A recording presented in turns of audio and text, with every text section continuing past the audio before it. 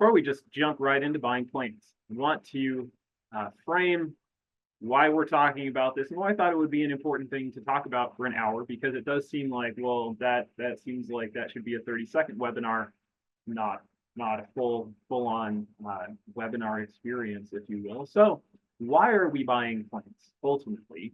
And I think as gardeners, we could have lots of reasons, right? We want a beautiful place, maybe we want a shade tree, maybe we like to grow vegetables like these tomatoes here. But ultimately, it's all about wanting something from the plant, right? We want it to be beautiful, we want it to feed us. And so it's important that the plant actually make it and prosper once we purchase the plant. And what happens after we buy plants, really there are two possible outcomes. There's the outcome on the left, flourishing, beautiful garden, and then there's the outcome on the right, which is tree stakes, clasping hands in memory over the tree that did not make it in that planting hole. So we can either have a plant live or we can have a plant die. And obviously one of these is preferable to the other. And so we want our plants to live so that they are beautiful and doing the things that we want them to do. And so the very first step in buying a plant starts before you go to the store, and it's really in researching what plant is the right plant for your place. And we're going to spend some time today talking about how you figure out which plant is the right plant. That's actually the meat and potatoes of today's talk. And then at the end, I will go into some particulars about being at the nursery and things to look for. But up front, I really want to zero in on plant selection. And plant selection not only will help your plant thrive, but it can help you overcome a lot of gardening challenge. If you pick the right plant for your place, you can overcome problems, for example, with insect and disease pressure in your area. You can overcome problems with your growing space, things being too big or too small. You can overcome weather extremes. Say Colorado, it's such a tough place to grow plants. It's windy, it's sunny, it's hot, it's dry, it's cold. And yeah, that's true, but if you pick the right plants, you can overcome all of those things. Plant selection can help you overcome poorly drained soils, help you overcome dry soils, droughty gardening conditions, help you overcome high pH in your soil, help you overcome salty soil. It can't help you overcome compaction though. So we'll talk a bit about soil compaction, but as you can see, that plant selection, it's really your friends. You want to make sure that you pick the right plant so that you don't have any of these problems listed on the left. And so what's the difference between the two garden scenes that you can see here? These are both in similar soil, very close together in space. And the difference between these two gardens is plant choice and soil management. Is the soil compacted or not? And then what plants were planted in which place? So in the upper photo, what I hope you will agree is the least desirable of these two gardens. That poor lodgepole pine was planted in a really bad spot for it, and it looks like it's unhappy, doesn't it? It's not supposed to be a golden cultivar, I can tell you. And so what are the ways that we're going to choose plants? How do you decide if the plant you're choosing is the right plant? And there are several tools to use, and all of them are important. So the first two that I'm going to talk about are ecoregions and USDA zones. And oftentimes you will hear people talk about these as though they were the only thing you needed to consider, and they definitely are not. But they are the first filter, I like to think of as what you put all possible plants through to see, should I continue to consider this plant or should I stop considering this? So this QR code will take you to the EPA's ecoregions page, and you can read about the ecoregion that we're in here in the Front Range of Colorado. You can read about ecoregions all over the country. If you go to the level 4, which is the most detailed ecoregion map, it will tell you about plant assemblages and about typical climate conditions. You can see here that Denver is in ecoregion number 25, the High Plains. And you can see that we share that ecoregion with much of Wyoming and Nebraska, and even as far south as practically to the Big Bend in Texas. And so that alone should tell you that this scale is going to give me lots of information, but it's not going to give me all the information I need, because growing plants here in Denver is certainly not the same as growing plants, say, in Amarillo, Texas. even though they're both in the same ecoregion. So an important first filter to talk about precipitation, to talk about general climate patterns. And again, not the only thing you want to do, but this would rule out, say, maybe plants from the eastern United States or plants from tropical Mexico as a perennial that you would want to plant out in the garden and be successful. Subsequent to ecoregions, there's something that most people are even more familiar with. Almost everyone has heard of USDA zones, partly because in recent years we make the news because we keep graduating to new zones. It's very exciting. It's commencement season. Hey, we graduated again. Now we're in zone 6 in much of the Front Range when we used to be in zone 5. And the USDA zone is referring to the average minimum winter temperature in an area. You can see here over on the right side, if we're in zone 6, on average, our annual minimum is between -10 and -5. You remember this past winter, at least along the Front Range, we achieved that once for about a week, right? But that 1 week of extreme cold was enough to kill plants that weren't hardy enough in that zone. But of course, the USDA zone, that absolute minimum temperature you reach, isn't the end-all be-all of plant selection either. There are other things that come into play: winter moisture, sun exposure, that sort of thing. But it can be, again, a useful first filter to put those plants through. Is it even hardy in my area? You're going to want to consider that before you head off to the store to buy your plant. But most importantly, you need to consider what plant to choose on a much finer scale than what ecoregion you're in or how cold it gets in the wintertime. And so looking at a landscape feature like this is close to my office here in Castle Rock. The question we want to ask is not why are there prairie grasses and pines and oaks all growing together in a group. That's sort of an ecoregion question. What we want to ask, why the grass is growing here and why the trees are growing back here. Because that's really getting to the success of this plant or these plants. It's not about the ecoregion as much it is about the size of habitat that the patch of habitat that the plant is growing in. Really, I'd like to say the plants don't grow in Colorado. Plants grow in a patch of earth that is about the size of the plant. And that is really the space that's making the difference between success and failure for that individual plant, provided, of course, that things like temperature minimum is met. But it's really about local conditions, extremely local conditions, whether the plant is going to make it or not. And so how do we figure out, well, why is the grass where it is and why are the trees where they are? Why aren't they growing where they're not sitting? And are there ways to organize plants to decide which might do well in a site? And luckily, there are a few ways to think about what plants might do well in a particular area or not. And one of my favorites is to organize plants or to think about plants according to different life strategies. And plant life strategies is an ecological concept that started about midway through the last century and has been sort of expanded upon since. And in general, you can sift plants into 3 types of life strategies. I'm convinced this is because ecologists and horticulturists really just like triangles. So anytime we can represent something with 3 points, we're just all over it. But 3 it's not too many to remember either.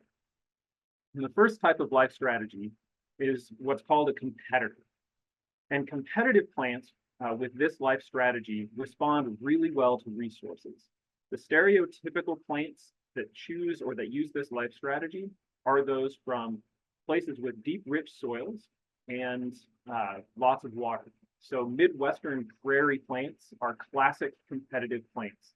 You put them on a cruise ship with nice, deep soil, enough water, and they will go bananas. They respond to that extra resource by getting bigger and trying to crowd out their neighbors. Around here, classic competitive plant is cattails. So here I've got, a great example of when you're overwatering is when cattails invade your Rudbeckia. And if left to their own devices, those cattails could very well just take over there because they're used to being crowded. And if you give them what they want, they will go crazy. So in a garden setting, if you have rich soil, if you water your garden a lot, competitive plants could be an option for you. You want to be careful with those competitive plants because, again, if you give them what they want, they will use those resources. So if you give them water and fertilizer, they'll use it. If you withhold water and fertilizer, that might make them stay a bit smaller. Contrasted with competitive plants, what you would call stress tolerator plants. Here's some classic examples of stress tolerators, Western succulents, but there are others. It's not all cactus and yucca.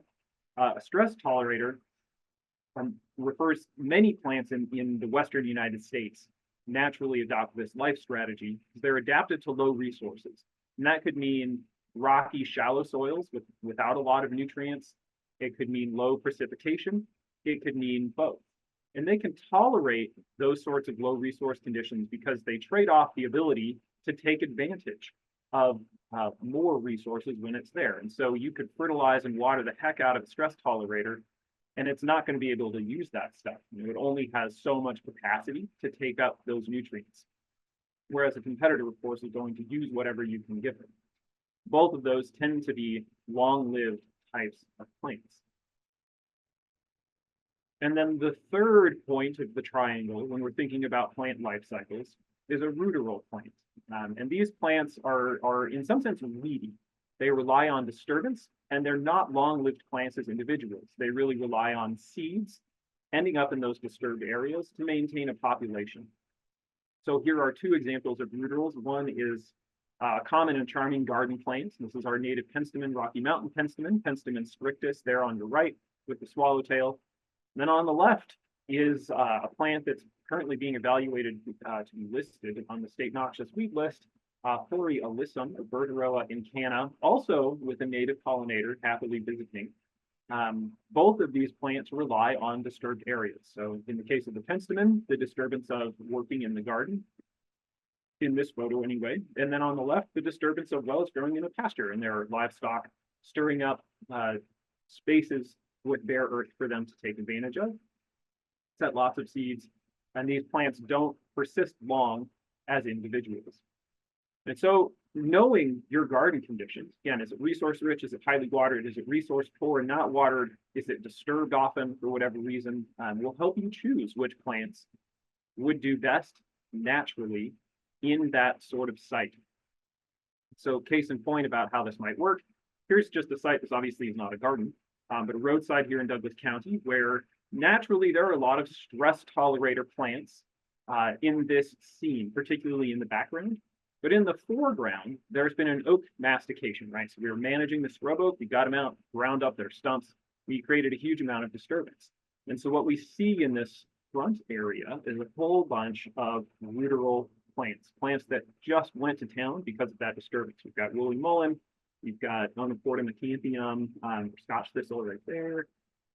So these plants, these ruderal plants, the seeds for them are all over out here, but they only germinated when we provided those optimum conditions for them to arrive.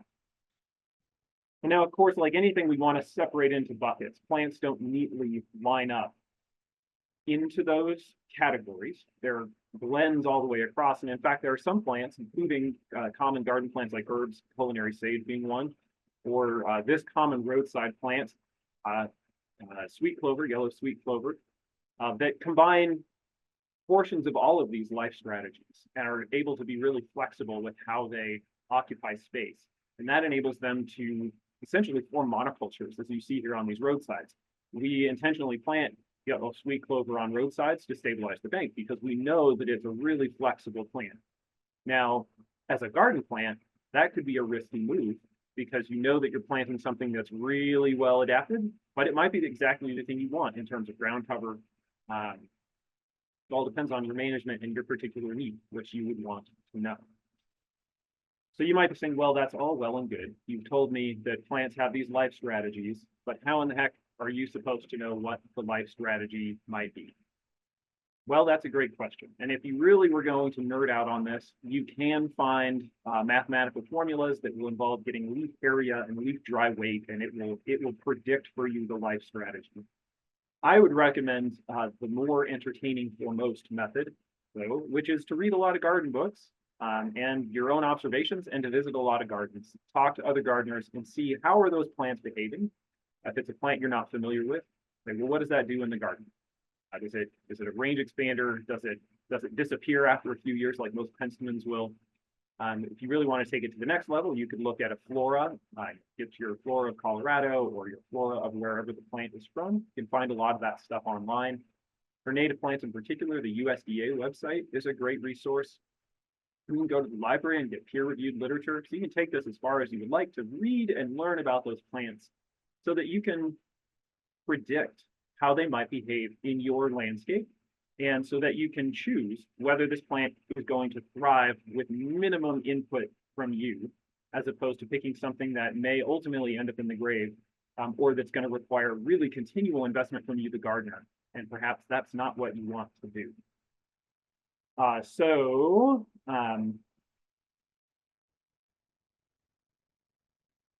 We're going to go on to deciding what sort of plant is right in evaluating site characteristics. But before I do, are there any, I saw a question pop up and now I don't see it anymore. Are there any questions, Cassie or Eric, that I should address at this point before we forge ahead boldly? I think most of them have not been directly related to what you're talking about at the moment. Great. Okay, then we'll continue along. Thank you. So how do I know if I've got, how do I know if I should be choosing a competitor, stress tolerator, or ruderal for my garden? Because remember, ecoregion or USDA zone is not going to tell me whether or not those particular life strategies of an individual plant are going to be good. So how do you decide? Well, remember, it's about that hyperlocal conditions where a plant's going to be growing. So we need to talk about the site characteristics, particularly soil and exposure. And within soil, we need to talk about nutrients, resource availability, and the soil texture. And then, of course, wrapped into that is water, because without water, these plants aren't going to grow. So to get an idea of your soil nutrients, you're going to need to send away for a soil test. And that could be from CSU Lab. It could be from any number of commercial laboratories that do this. 20 or 30 bucks in the cost of postage. You'll get some results back on your soil that will tell you things like your pH, whether your soil is salty, what your organic matter is like, and your other nutrients. I do want to draw your attention to organic matter and then the nitrate level here. So you might look at this soil test and say, oh my gosh, my nitrate is really high. And although that's true for this particular soil sample, bear in mind that nitrogen cycles in the environment extremely quickly. And so having one nitrogen number on one soil test from 1 year or from one series of years, the analogy I like is that it's a photograph of you on a roller coaster. You do not know where on the roller coaster you are when you get that nitrogen number. If it's it's cool, if soil is wet, you don't have a lot of microbial activity, your nitrogen might be through the roof. But as soon as it warms up, the microbes will start using that nitrogen and your number will go down. So a better indication of where your nitrogen or what nitrogen is actually available for plants in the soil, rather than looking at that nitrate number on your soil test results, look at your organic matter, which if it is between 3 and 5%, that's the sweet spot where you should have, for most plants, enough nitrogen being mineralized out of that organic matter as it decomposes to satisfy the plant requirements, again, for most plants. So if I see, all right, I've got high organic matter here, got high phosphorus, potassium, nutrient levels are high in this soil test, then this tells me that competitive plants, if there's enough water, would probably do well in this soil. There's a lot of resources there. It also tells me that if it's a place that I'm watering, or that's naturally got maybe a water table, that if I choose stress-tolerant plants, that I might have trouble fighting competitive weeds that might show up in my garden. Because again, stress-tolerant plants aren't going to be able to use all of the resources that might be available there. So if I had this soil test, I would be considering either growing a completely unwatered garden, keeping it super dry if I wanted to grow stress-tolerant plants, or by choosing more competitive plants so that the plants that I chose, those perennials, are the ones that are going to be thriving. And I'm not going to find myself having to fight off weeds that are better suited for the soil conditions just because I wanted to grow, again, something stress tolerant. In addition to soil nutrients, it's important to know your soil texture. And that's because of its influence really on water dynamics and on compaction. And so soil texture, this is the USDA soil triangle, which you've perhaps seen before, refers to the different proportions of clay, silt, and sand in a soil, which defines that soil type, whether you've got clay, clay loam, etc. There's a lot of different variety in what sort of soil texture you have. And it's important, again, for water, and it's important to understand for compaction. Because soil compaction, particularly in the built environment, urban areas and suburban areas around houses, is probably the primary challenge in the soil that plants are going to face. And soil compaction, as you may know, the problems are caused by low soil oxygen. And that's because the soil particles get smashed together. There's less space between them for water and oxygen for the roots. And the roots, of course, need water and oxygen. So it's much better to prevent compaction than to fix it. But in the built environment, we often intentionally compact soils because we want our houses not to have cracked foundations, and we want everything to stay up, which is great, but not if you're plant roots. So ways to prevent this on uncompacted soil primarily is using mulch and not walking across soil when it's wet. If you already have compacted soil, then mitigating it with aeration, perhaps really vigorous aeration with spading fork or even heavy equipment if you have a large area, or it could just be using that core aerator over years to help to break up the compaction. Over years, the activity of plant roots and microbes, freeze-thaw cycles will help to start break things down, but you can give it a kickstart with some of those mechanical actions that you can take. It's important to do this because if your soil bulk density, which is a measure of compaction, is too high, your plant roots are going to be limited. So knowing your soil texture, as you see here, and this is, you can find this information in NRCS. We can talk to your extension office. This is, I recognize, as kind of a technical table, but still interesting to point out. The reason it's here is depending on how much sand you have, you can see that you can have a higher bulk density of soil, but there is a line that you cross regardless of soil texture where root growth is affected, and then there's a density that stops root growth. And so you want to be ideally over here with nice uncompacted soil. But if you find yourself over here, then you know you need to take some mitigation efforts before you plant those plants. And you actually can pretty easily measure your soil bulk density at home, along with some other measures to evaluate your true soil conditions. So starting here, you can see soil bulk density over on the right. You need a few things. You need a short section of pipe, like an old fence, something metal, maybe 2 or 3 inches across, and you want it a nice known length. And the reason you want that is because you want to know the volume inside that pipe, because you're going to use it using along with a wood block and a hammer or mallet to hammer that into the soil and then collect a little sample of soil from your garden, for example. Using a soil knife or a shovel, you can then take that sample, collect it carefully into a bag or into a tray, and then you're going to weigh it, like with your kitchen scale, for example. If you want to buy a dedicated garden scale, you can do that. You need to be able to weigh it to a gram. And then using the microwave, perhaps when no one else is around, because otherwise you might get complaints, could get a little stinky. You weigh the soil when it's wet, and then you put it in the microwave for a couple minutes. Then you weigh it again, and you repeat that process. Every time you do that, you should notice that the soil gets a little bit lighter after the microwave because you're driving the water off of the soil. Once you put it in there and the weight of that soil no longer goes down, you now know the weight in grams per a known volume of soil. And that will tell you with simple division what your grams per cubic centimeter bulk density is.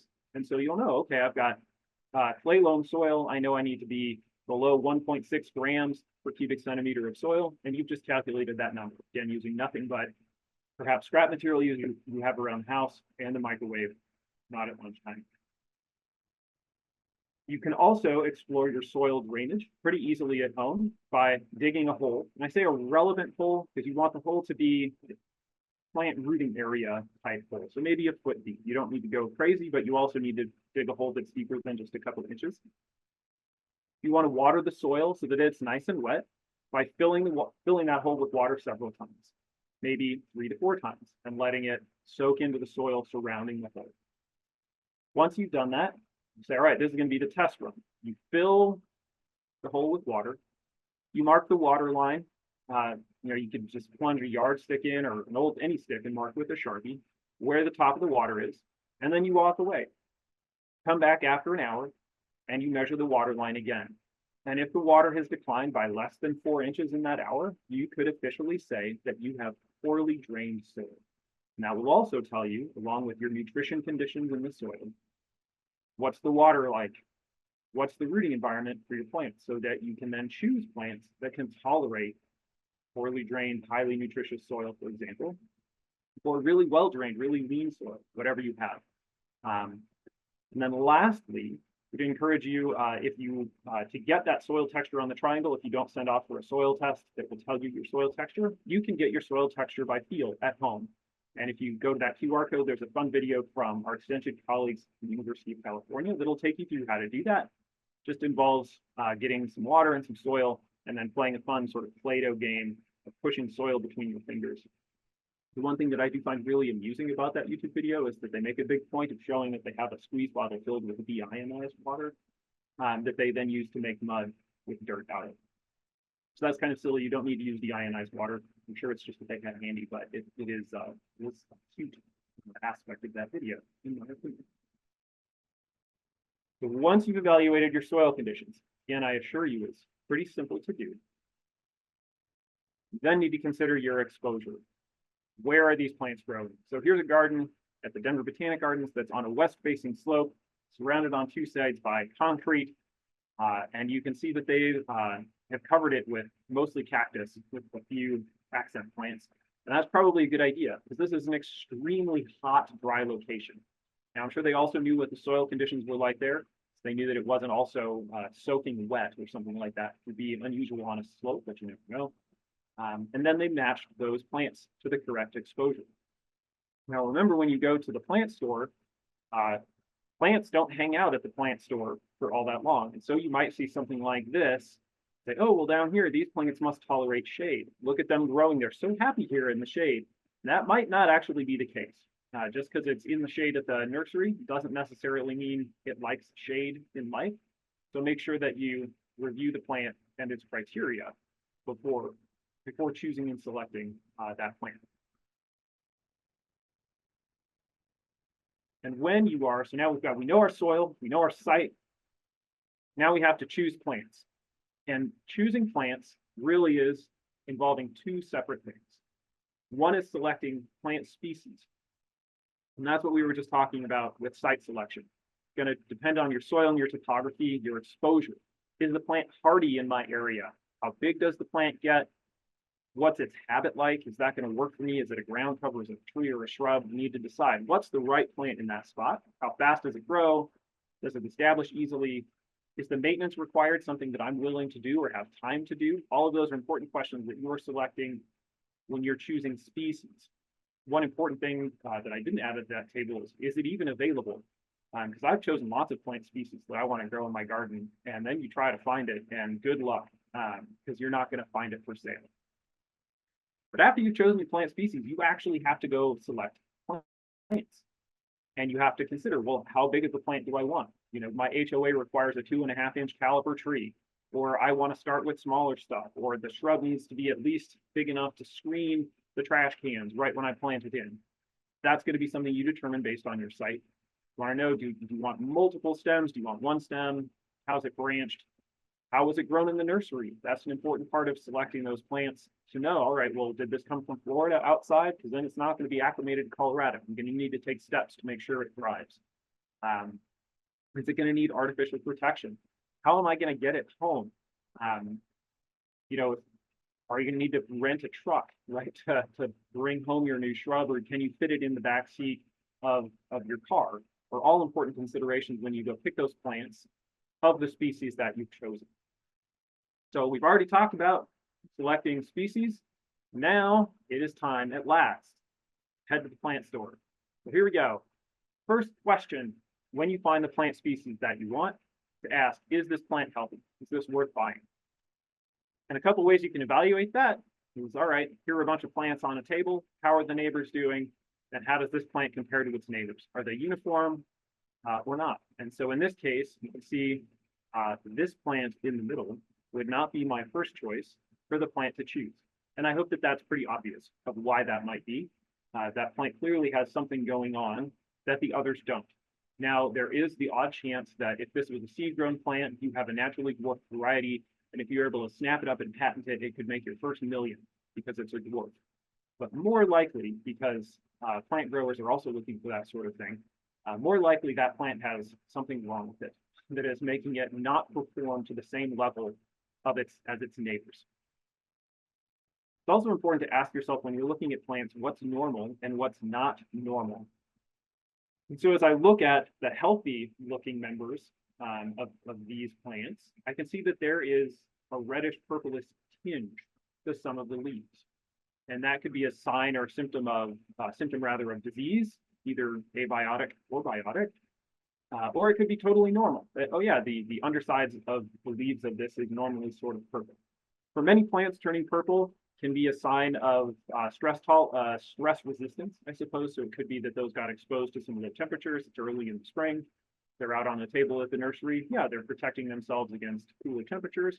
But it could be signs of more serious stress. So knowing how a plant responds to stress can be an important way for you to determine, is this plant happy or is this plant not happy, and something maybe to avoid. The other thing that you want to ask yourself, and oftentimes the plant will tell you, is if it has a medical history. Now, of course, the plant doesn't come with its chart where it's going to tell you everything that's happened to it, but you can often tell just by observing the plant, knowing a bit about it, what might be going down with the plant. So here you can see this is an agastache or hummingbird mint, and also called a gastache or agastache, which is my favorite way to pronounce that genus name. But you can see that it's got some older leaves that are wrinkled up and dry. It's got some weird leaf spotting. The newer growth looks okay. Now, what's going on here? Short answer is I'm not sure, but the longer, more complicated answer is this plant has a medical history, and it could be related to, well, this maybe it got too dry, right? And so those leaves withered, but then you've got new growth that was healthy. But I think it's more likely is that this plant in the greenhouse, these plants are very susceptible to a downy mildew.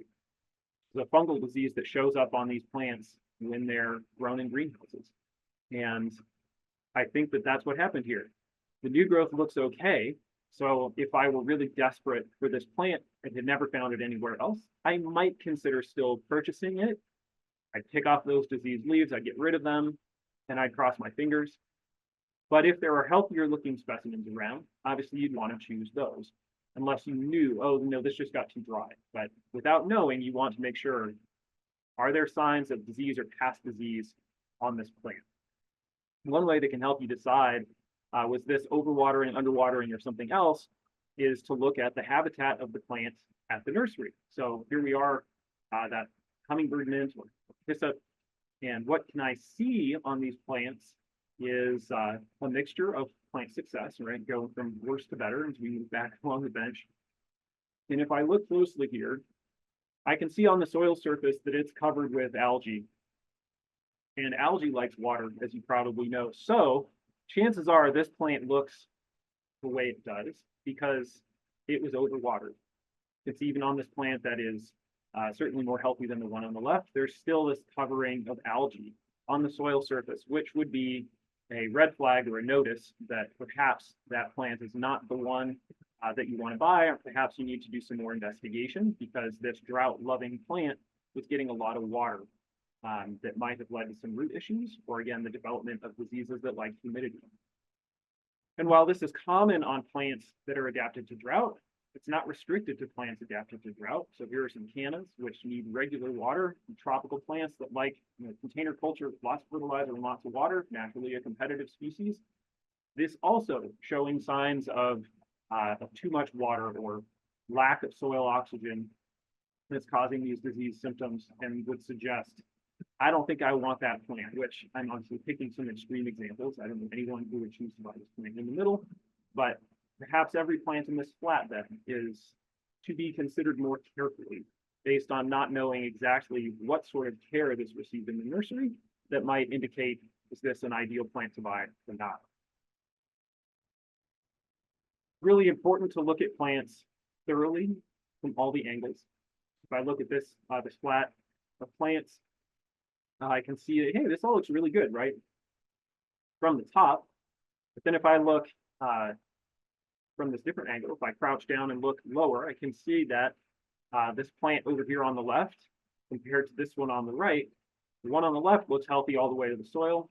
This one has some dry yellowing leaves. Now that could mean it needs fertilizer, but that could mean other things too. So make sure that you look at the plants, again, not just from the top angle, but you can really get up close and personal with these plants as you're shopping for them to make sure that you spot any signs of issues at the nursery. That includes looking for insect activity. So here, looking on the undersides of leaves from all the angles, I can see, oh gosh, I've got insect eggs under these leaves. Now, it happens that the eggs here are both of beneficial insects. These are green lacewing eggs, and these are ladybug eggs. But seeing those things tells me a couple things. Tells me, number one, that these plants are probably being grown without pesticides, at least at the nursery, that I have insect activity on them. But it also tells me that there are probably food sources for these predatory insects on those plants. So if I look more carefully, say just above my fingernail, I can see, oh my gosh, there's two little aphids here on this plant. And I might not be worried about that, or I might be. I've looked very closely and say, there's only two aphids and these ladybugs are gonna eat them, or I just squished them, or whatever it might be. So again, look carefully at your plants because it might not always be the eggs of beneficial insects that you find. It's also important to look closely to make sure that you don't inadvertently buy a disease thinking that it's normal. So if you're on the right, you can see this is a Parfugium. This would be grown as a houseplant or a container annual here. And look, it's adorable. It's like a leopard plant. It's got these yellow spots on it. Stop and ask, is that normal or is that not normal? And really this is, I'm sure the nursery just hadn't got around to pulling that, or maybe they hadn't asked themselves that question or they answered it incorrectly. But if I look closely enough at these cute yellow spots, you can see that they're actually not only yellow, but they're becoming necrotic in the middle. And that is the sign of either a fungal or a bacterial pathogen that is attacking and killing those plants. So this is not a plant that you would want to purchase, even if you think it's cute. You definitely want to make sure, try to evaluate, is this a problem or is this not a problem, normal or not normal, before you buy that plant. Finding something like this and crowd display in a garden center or hardware store, to me is then makes things a little bit suspicious everywhere and would tell me I need to be paying close attention here because someone is not making sure they're culling those plants out. So that's an indication of better have my my full attention on shopping for plants today. And then don't forget to look at the roots, because you can only see part of the plant above ground. So you can get some indication if the roots are healthy by looking at the above ground portion of the plant. Here, though, is that same hummingbird mint that I was showing earlier that had some algae on the soil surface and some really questionable symptoms. But, well, I really want this. I haven't found it. Well, let's look at the roots. If I slide that pot gently, slide that root ball gently out of the pot, I can see white, healthy roots. So I was worried about overwatering, maybe some root rot. The roots look great. So now I feel a little bit more comfortable about buying this plant. If I had pulled this out and there were very limited roots, not enough to hold the soil ball together. If I started to pull it out and the soil was crumbling, and quickly put that back in the pot, it's not going to hold together. Or if I saw brown or black roots, that would indicate maybe this plant has some root issues. It's not going to make it. So don't forget, check on those roots. And then importantly, ask yourself, what are you paying for when you're picking size of a frame, for example? So here you can see ice plants or Delosperma. We've got 2.5-inch pots. Let's say those are being sold for $4. And then you have 1 gallon pots to the right. There's more Delosperma in there by a bit, and those are being sold for $16. Well, this is where knowing your plant can really come in handy. Delosperma is a pretty darn quickly growing plant. Ground cover might not be worth paying 4 times as much for a 1 gallon pot of Delosperma when one of these smaller pots would grow just as quickly. It's also important to know that Delospermas grow in rocky places with shallow soil. So this much Delosperma doesn't need that big 1 gallon container. You're paying just for a lot of empty space and dirt because the roots are probably more restricted in where they've grown. So knowing, again, the natural habitat and what to expect from your plant in terms of growth speed, growth rate, can help you determine, do I need to pay for the bigger one because I need it to be bigger? Or can I buy a smaller one and it's going to grow more quickly? And in the case of Delosperma, certainly those smaller plants will probably cover the same amount of area as the larger specimen in a single growing season. It's a quickly growing plant. You're choosing a plant that grows much more slowly, then it might be worthwhile picking a larger specimen to get payoff more quickly in your landscape. In addition to just considering size, it's important to look for extra plants. This can work in both ways. Sometimes you might find, oh gosh, 2 seeds germinated in this plug and they're actually 2 perennials in a single pot, which I can divide. Great, that's 2 for 1 sale, private individual 2 for 1 sale, right? But sometimes you have hitchhikers that are less desirable. So in the case of this Delosperma, you can see that there's a Veronica growing in there, a really weedy one. And so I'd want to make sure that I pulled that out and didn't bring it home with me. And then I'd want to be sure that I carefully check that plant once I've planted it in the landscape, because chances are there are other seeds that might germinate. You can also tell there's a lot of moss growing at the top of that pot, which is additionally a sign that those things were given a lot of water in the nursery. So that'd definitely be something I'd want to check out the roots on, even though the tops look okay. For a succulent plant like Delosperma, it might take a while for those root symptoms to show up. And then lastly, there are some plants that you really should just purchase as seeds. And the hallmark example of this that you see at this time of year, especially vegetable gardening seeds, are anything in the squash family. So cucumbers, zucchini squash, yellow squash, pumpkins, winter squash.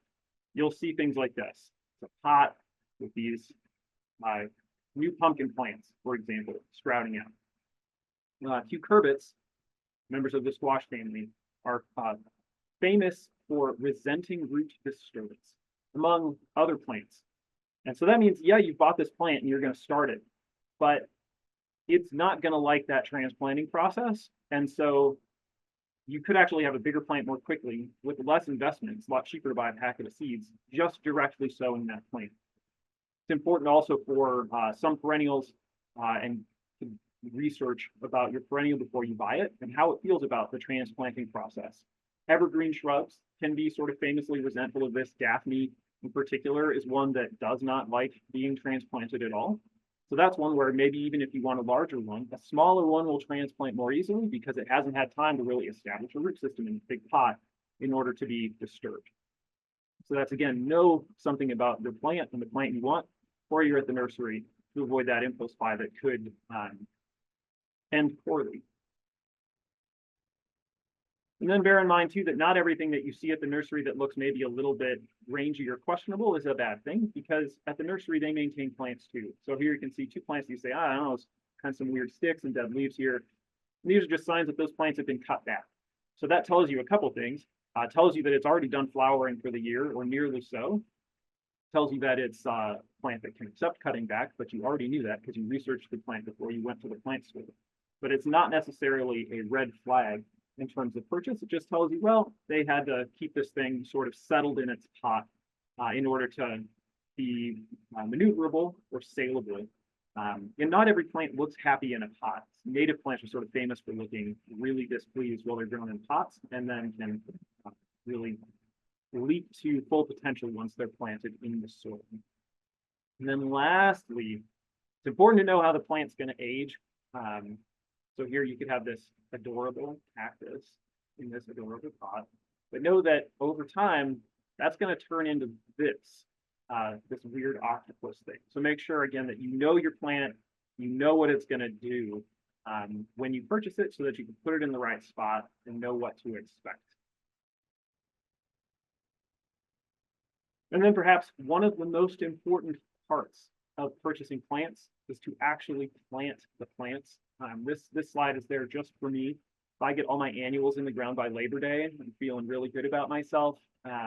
Hopefully that's not you, because you can really help your plant the most, keep it healthy, by actually getting it in the ground in a permanent location.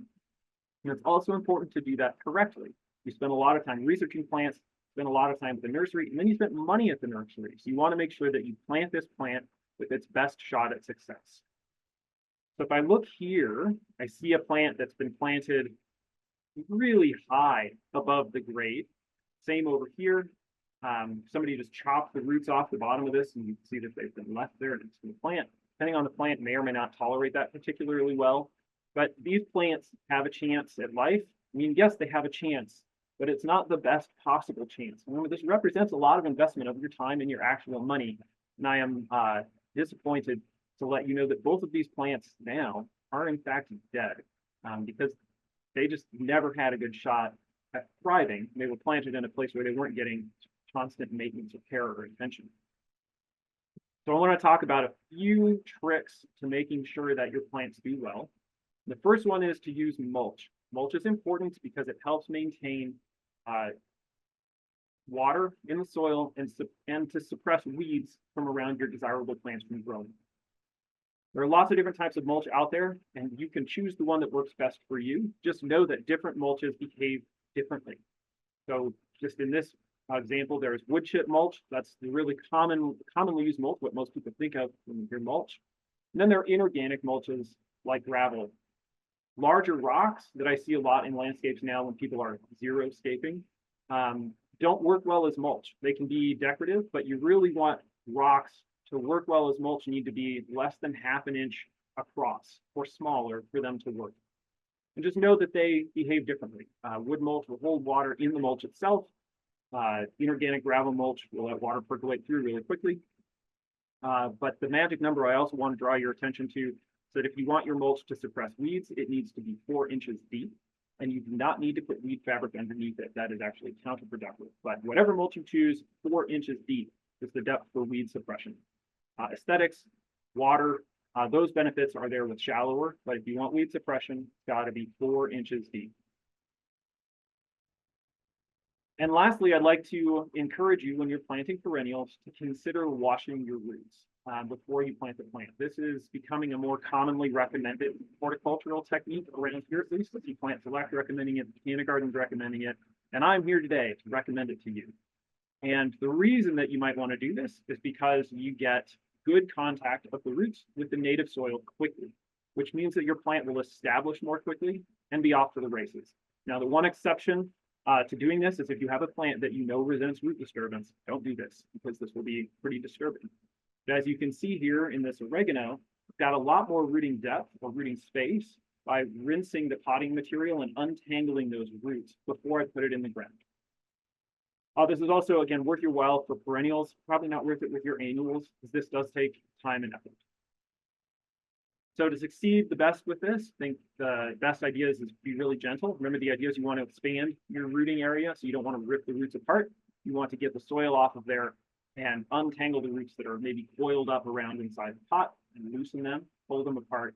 For me, it helps to imagine it as if my toddler's hair in the bathtub. It's all tangled up, right? And you don't want to just yank it. You want to be really gentle, right, to make sure that those get untangled. It's also important not to let the roots dry out during this process. So you don't want to wash the roots of 40 perennials, lay them out in the sun, and then plant them one by one, because many of those plants would probably die from that treatment. Do them a few at a time, keep them in the shade. And then also don't just leave them in the bucket of water, because you can't actually drown these roots if you leave them in the water for more than a couple hours. So make sure that once you buy those plants again, you plant them. Don't be like me and wait until several months have transpired before you finally get things in the ground. And so whatever plant you're looking to grow, I hope that this has been perhaps helpful, help you choose that plant in the right spot, choose that species, and then select the plant. And thanks for spending your Friday lunch hour with me today. And I don't see any in the Q&A box, but if anyone's got any questions, I'd be happy to talk about it.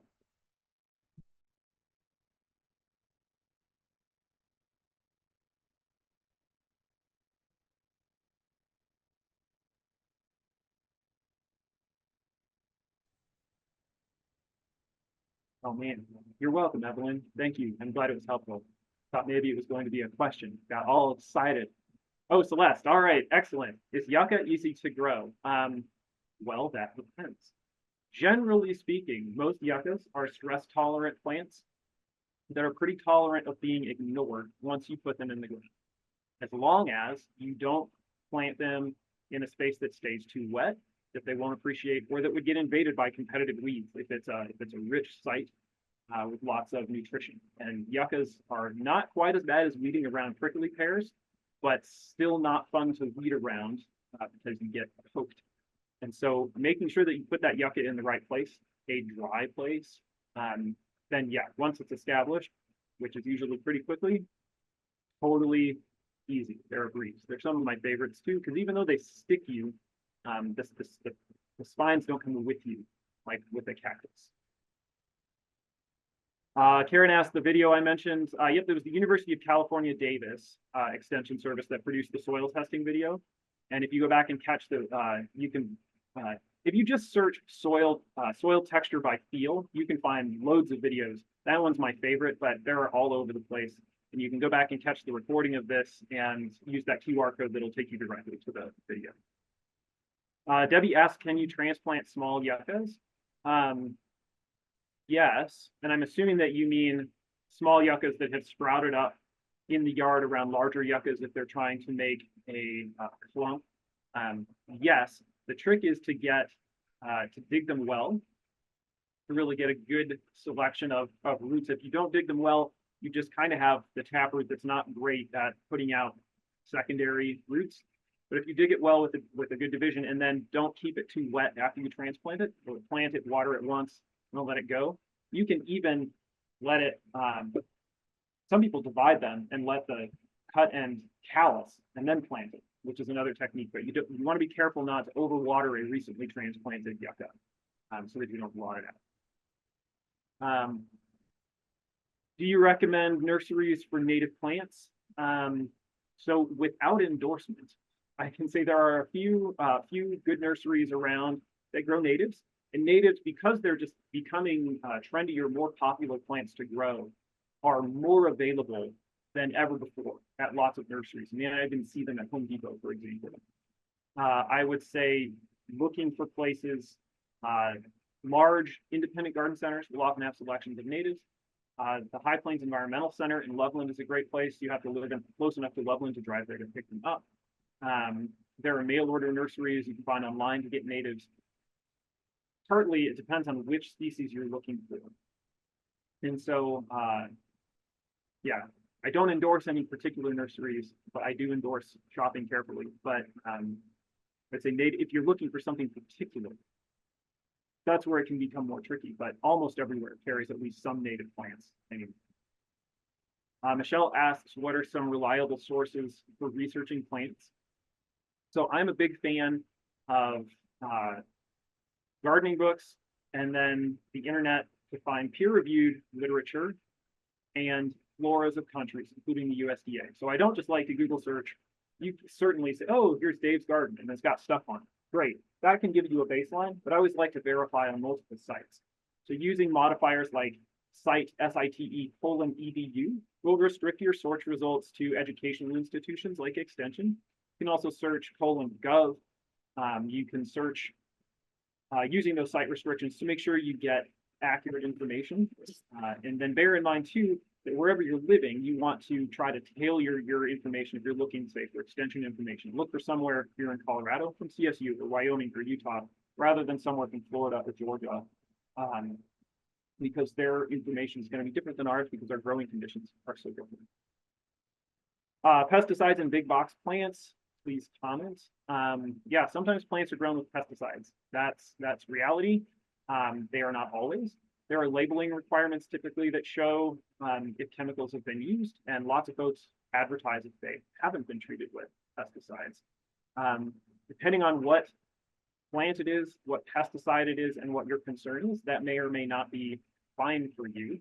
But if I'm planting a plant that in the nursery was treated with neonicotinoids, and it's a perennial, and I'm never planning to treat it with neonicotinoids again, then the long-term benefit for pollinators is still there, even though it may have been treated in the nursery. Is there a plant that has gotten a lot of attention recently that I would actually suggest avoiding in Colorado? Something that's not much fire smart, poplar in other regions that won't do well here. So it kind of depends on where you are, and that gets to, so I will answer that question as you intended, but I also want to use it to generalize that Colorado's a big place, And remember, it's those really local conditions that make or break a plant success. So it's not about the whole state, it's about your location. And I think the poster child of this, though, because almost everywhere in Colorado, it has not done well that I've ever seen, is autumn blaze maple, which has been and contains, to my dismay, or continues to my dismay, to be a really popular tree. And I've never seen one older than 20, because eventually they succumb to environmental stress, at least everywhere where I've seen them planted. I know Cassie or Eric, do you have other thoughts about plants that you wish people would stop recommending? Oh, I thought you were just gonna let me bang an autumn blaze maple for a while. I could do that. Your Um, tree webinar was last week. that's right. Um, yeah, I mean, I don't think I have like a shining example. I get sick of, I mean, now this might be controversial and maybe is a personal opinion, but I think Russian sage is not a good plant for a lot of places where it gets put. And there are other options that have similar flowers that are politer and going to be less maintenance. In the right spot, it's probably fine, just like you were saying, but that's one that comes to mind. Yeah, just drawing attention to the fire smart aspect of planting. Almost any plant will burn if it's hot enough. And although there are plants that are certainly more ignitable than others, more important than your absolute plant selection is maintenance of plants, and not allowing dead stuff to accumulate in plants is a more important step towards ignition resistance than really carefully choosing, oh, this one seems slightly less ignitable than another. Just keep them clean. If it's trees or shrubs, keep them limbed up. Those sorts of things, more than absolute species collection, will make a big difference. And I think I'll chime in too with the attention of plants. A lot of the plants that are sold at the big box stores tend to be ordered bulk for the whole nation, and they're just really not very well suited. So sticking with local retailers, buy local, support your local businesses is going to you're more likely to find good selections. I get a lot of calls of people who've bought stuff at the big box stores and they're not doing well because they're not as well suited, which is very much what you were talking about in this whole talk. Yeah. So. And that could be seed source, or that could be acclimation, or that could be both for those cases. And then, yeah, back to Celeste's question or point about volatile oils. Russian sage is not alone in containing combustible oils. And so, yes, that ignitability is important to consider in whether or not you're going to plant a plant in a particular place or even purchase it. But again, if the Russian sage is filled with moisture and grown well, and you didn't let a bunch of dead stuff accumulate, it doesn't mean that just having Russian sage is not any guarantee that your house is going to burn down. So yes, it's more ignitable, but maintenance is what's really key. And yeah, maybe don't put it right next to the flammable deck, where just in case. But it doesn't mean that you can't have it. It's just about siting it correctly, as you indicated. All right. Well, it's 1 o'clock. So again, thank you all for being here, and join us next week for more fun. And if you have any questions at all, feel free to call me or your local county extension office, because I don't know any horticulture extension specialist who doesn't like talking about